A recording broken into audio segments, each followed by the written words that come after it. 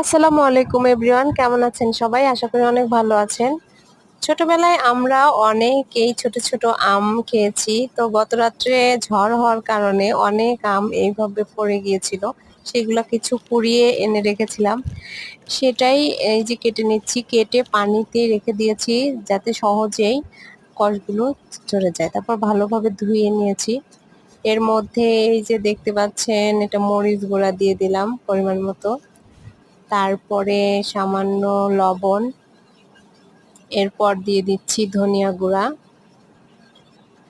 তারপরে দিয়ে দিব পরিমাণ মতো তেল। এই যে দিয়ে দিচ্ছি পরিমাণ মতো একটু তেল।